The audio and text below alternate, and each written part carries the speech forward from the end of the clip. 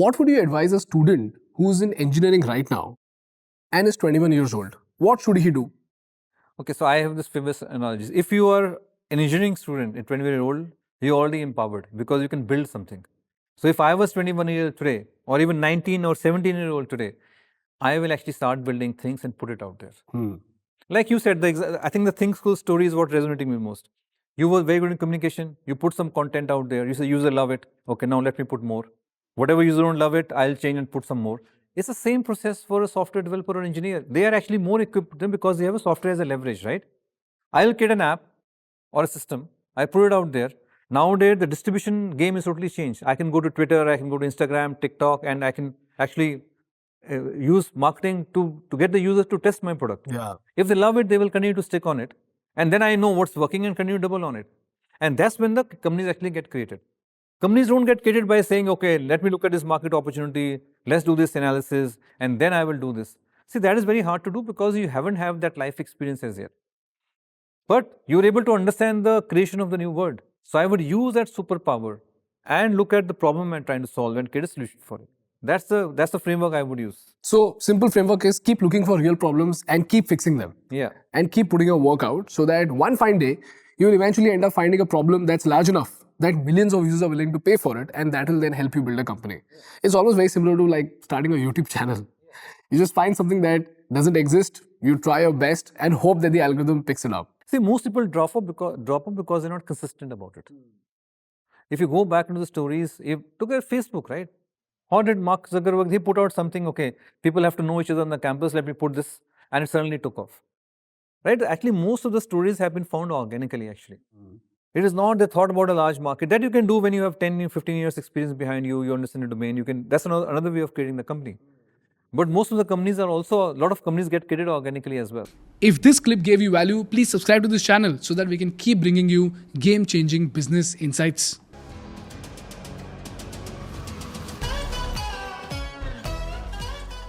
I'm interested in the application space because I can understand that as a non-technical person very well. So I would like to go deeper into it. I'll throw a problem statement at you and you tell me if this is something worth solving or not. Let's take Ditto. Ditto is my favorite company that sells insurance. They're the most ethical company in the country right now. And if you call them up and you tell them that I want to buy an insurance that you should not be buying, even if they make more commissions, they will tell you, Manav, this is not the right insurance plan for you. You should buy ABC insurance instead. I think all of this could be automated. And you tell me if my hypothesis is right or wrong. For Ditto, right now I have to schedule a call, then hope that I'm free enough to attend that call. Then I'll attend that call. I'll see all the explanation. Then I'll choose an insurance plan for me according to my affordability. The representative will talk to me about my life and understand my requirements and see what kind of plan do I require. And eventually, after that is done, I'll be sent a link. I have to make the payment and then I buy the insurance. In my head, it seems as though all of these things can be done by AI very, very easily. I don't need to schedule a call if I simply talk to a bot which speaks as well as a 11 Labs bot. It'll be good enough for me to tell them everything. The data can be used. That data can be matched with a particular insurance plan that will be worthy for me. I can be given 3 options. And just like you've got Zomato support, where you're always given 3 or 4 options to choose from to be able to solve your query. Just like that, if I pick one such insurance plan and then the payment link is sent to me, I make the payment and buy the insurance, the entire process can be done in about 35 to 40 minutes. Then if I have to claim, again, if I opt in for a similar process that helps me claim the insurance, then everything that Ditto does can be automated. Now, to me, this looks like a hard problem to solve. Do you think this is a worthy problem to solve and build an application software on top of it? Yeah. So now question is, the way you explained is the workflow, right? What you explained to me workflow. That I first call Ditto. They send me some plans. I look at it, I choose one. They explain to me, then I maybe choose next. Then send me a payment link, I pay. And when the claim comes, I go to a particular site, tell them customer support agent, help me through 5 steps of. So what I call is a workflow automation. Now in this inherent example, if I may be very direct, we have assumed that I will simply automate my existing workflow process. That I don't think is at least my mental model of thinking about AI. I think about how will the future insurance look like and draw to where I am today. So if I'm creating a system today, I will not think about what is happening today at all actually. I will think about 3 years down the line, when AI is even more developed, when I have more tools, it has memory, it has voice, it has more research, model has 10 more versions out there, it's much more intelligent than it's today, or 2 years down the line, what will that AI insurance look like? Use the word bot. It is assumption that I will build on a bot. Maybe I don't need a bot. Maybe by that time, now let's do this a little bit more thinking. 2 year hence, memory will really handle properly. They'll be able to remember every single habit I have. Maybe the system has already learned in 2 years. I'm talking about 2027. Let's say we are in December 27 today, before New Year's. By that time, AI will know a lot about Manav. They will know he is a founder of Together Fund, founder of Eka before, he's from small town Punjab, his preferences are like that, this is my financial model, and this is the kind of insurance I need. So by that time, AI, whatever that form is, already knows Manav's profile, financial profile, risk profile really, really well, right? By that time, insurance company systems would have also updated. So now maybe agent talk to insurance agent and figure everything out. Workflow is not even required. There's no workflow required. It only pings 5 insurance agents, one agent from Ditto, one from New India Insurance, one from Tata AIG, and agents talk to each other and figure out, okay, this is the best plan. And by that time, the agent is also able to negotiate. Today, agents cannot negotiate. There's no human involved in this so far. Agents negotiate with each other. And by that time, there is also payment infrastructure for agents. See, today there is no authentication framework for agent infra. So there's a huge payment infra has to be created for agentic commerce or agentic payments. That also is line by Stripe or Paytm or all the Google Pay have enabled that, or UPI has enabled that. So it's only also able to take my authentication, authenticate system, pay and come back. Nothing else. I don't have to do anything. All that you said is an incremental approach in between. Now what happens is, now I'm giving this is the one way to look at the problem and solution. If I'm a founder and I start taking a automation flow, what happens now? So fine, you are automatically creating an incremental value. You will see some success. But then automation is very easy for the next door sitting engineer to also create. They will also create one more application like that. Then therefore what happens, you won't be able to compete and the competition is going to increase. There will be 100 such apps in 2 years time. Competition would happen. Understood. So let me reimagine this now. Okay. Let's say I'm wearing a Whoop and I use an iPhone. I also wear an iPhone. Okay. So Whoop is tracking how much I sleep. Whoop is tracking the strain. My Apple Health knows how much I walk. My LinkedIn profile knows my location, which is Mumbai, a polluted city. If you're living in Delhi, then though you will be sold the best insurance plan in the world because of pollution. So now all my devices can tell the AI about my location because I'm a founder, so it will assume that there's a lot of strain. It will go and verify that through Whoop, understand that yes, this guy sleeps less, the strain is very high. And also on the basis of Blinkit, they'll also be able to see if I smoke. Because if I buy cigarettes, then I'll search for cigarettes on Blinkit. So with all this data, because of AI infra, all this data can be retrieved and can be sent to an insurance company. And that insurance company will then have an agent, which will then say, these are the 3 plans that Manav must subscribe to. And all you have to do is just choose A, B, C. That's it. You don't have to choose. You may have your AI agent of your own. By that time, you may have an AI agent which is learning about you every single time. Like when you're talking to me, your agent is learning, oh, that's how Ganesh talks, this is what Ganesh needs. You can tell your agent X, what is the favorite character name? You can give say whatever name is, okay. Go, Jarvis, go and find me the best plan. He'll go and find and tell you, Ganesh, this is the best plan for you. Basis this. I have this data, I have analyzed this. It can give you the entire analysis of how they arrived at this best plan. And this is what I need to pay. And you just authenticate to your voice, okay, go and pay head 10,000 rupees a month, and I'm a user of this plan. Got it. Yeah. So if you were to build, an AI company in this space to solve this particular problem, what would you build? Yeah. So now, therefore, I'm working actively launching initiative next week.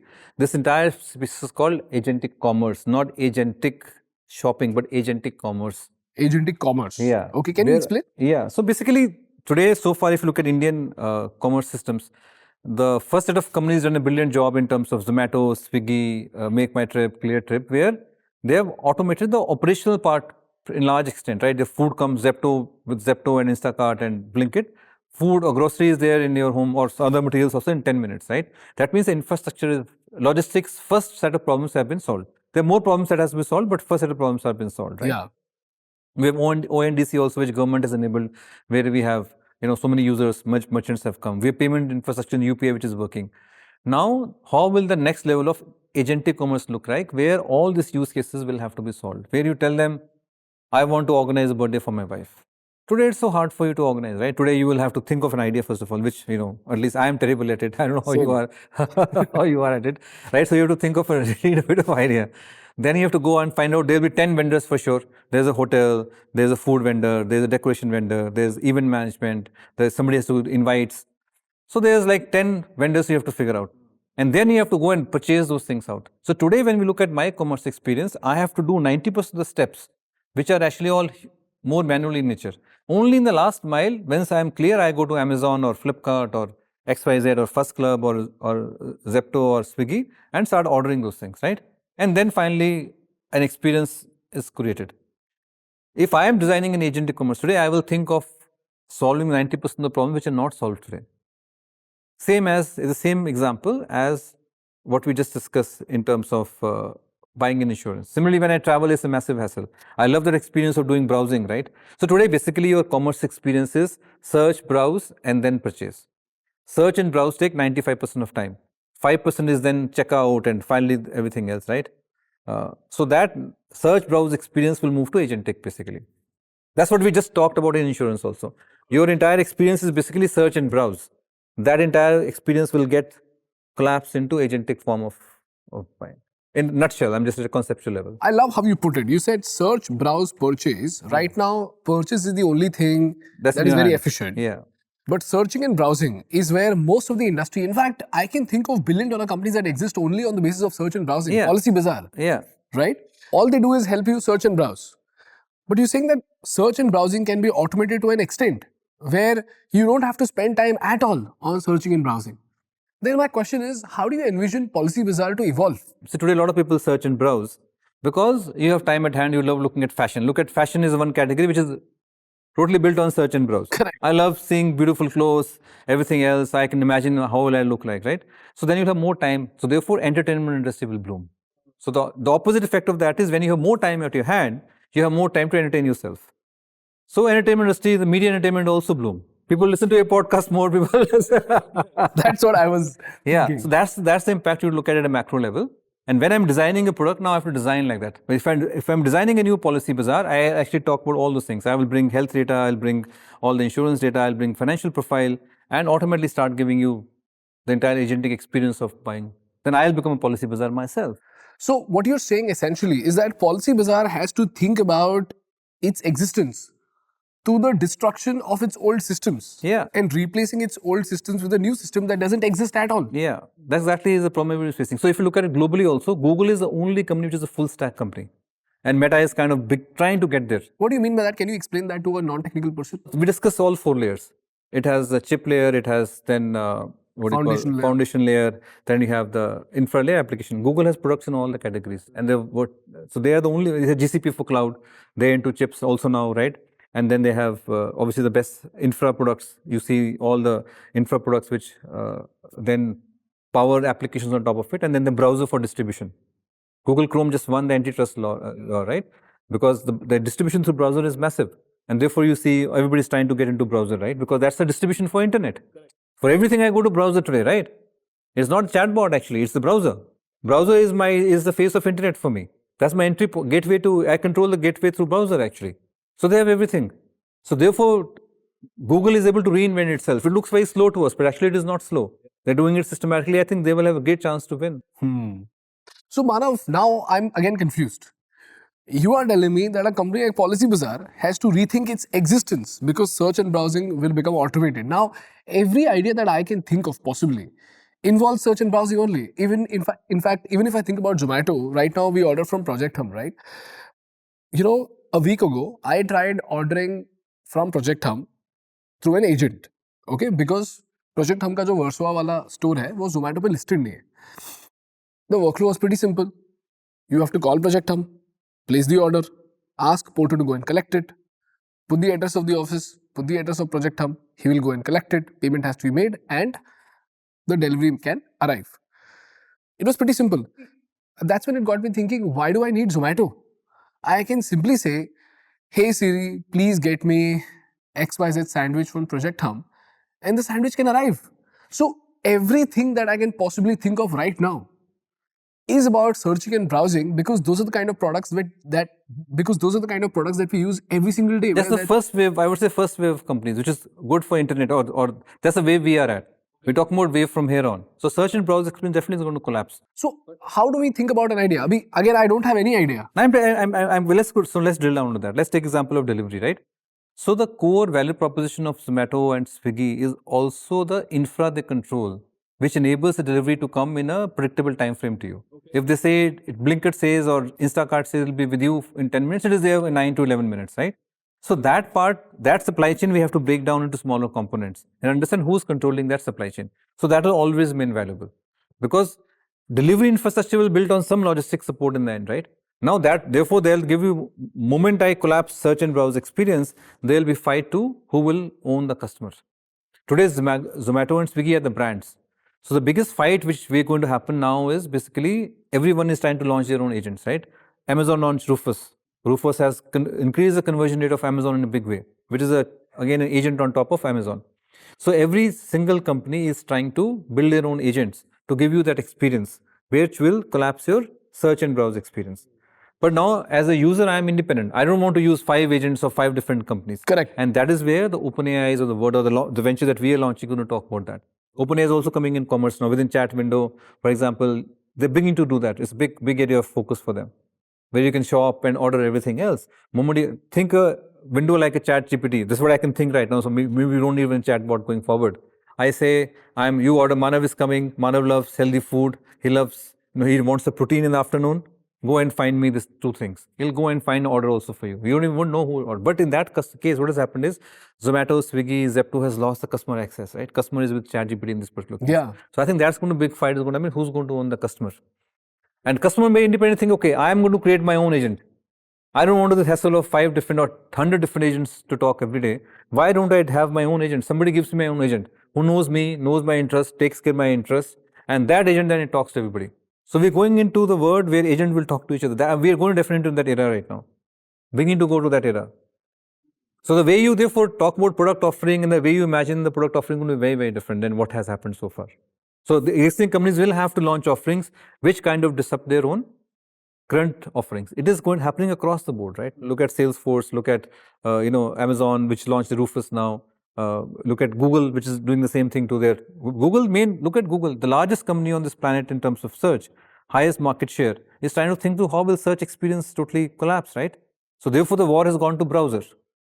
Because now I can do all those things which I can do OpenAI within a browser, right? Therefore, OpenAI has Atlas, Perplexity launched Comet. So the war will go to browser. And this search and browse experience will totally become a totally different experience. Got it. If this clip gave you value, please subscribe to this channel so that we can keep bringing you game-changing business insights.